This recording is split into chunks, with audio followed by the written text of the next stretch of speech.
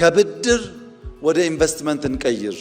በብድር በኮመርሻል ሎን የመጡ ኢንቨስትመንቶች ኢትዮጵያ ውስጥ አዋጭ አልነበሩም። ኢንዱስትሪያል ፓርክ ተበድረን የገነባ ነው። በብድር በዶላር ግለሰቦች መስራት እየቻሉ በውጭ ምንዛሪ በብድር ካመጣን በኋላ ሰዎቹ ታክስ አይከፍሉም። መንግስት ዕዳ እየቀፈቀፈ ለትውልድ ወረት ማኖር ሲገባን ዕዳ የምናቆይ ከምንሆን ፕራይቬት ሴክተሩን ብናግዝና ሀብቱ እንዲያወጣ ብናደርግ ለሀገር ዕዳ ሳናመጣ ከብድር ወደ ኢንቨስትመንት ሊያድግ ይችላል። በቅጡ መሬት ብናዘጋጅ፣ ኢነርጂ ብናቀርብ፣ ኢንፍራስትራክቸር ብናገናኝ፣ በሕግና ፖሊሲ ብንደግፍ፣ በፋይናንስ ብንደግፍ ኢንቨስትመንቱን መሳብ ይቻላል። ኢንዱስትሪው ይቀየራል። ኢንዱስትሪው ሴክተሮች ይቀይራል። ኢንዱስትሪው የኢትዮጵያን እድገት ያሳልጣል።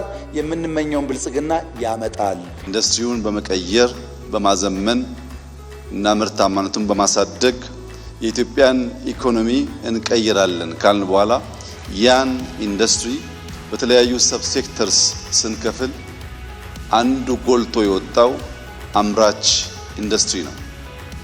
አምራች ኢንዱስትሪ በራሱ እንዲያድግ ብቻ ሳይሆን አምስቱ የኢኮኖሚ ምሰሶ ተብለው የተለዩ ጥቅል ኢንዱስትሪዎችን ድልድይ ሆኖ ማዘመን፣ መቀየር፣ ማሳደግ እንዲችል ታሳቢ ተደርጎ የተዘጋጀ የ10 ዓመት የብልጽግና እቅድ ነበረን።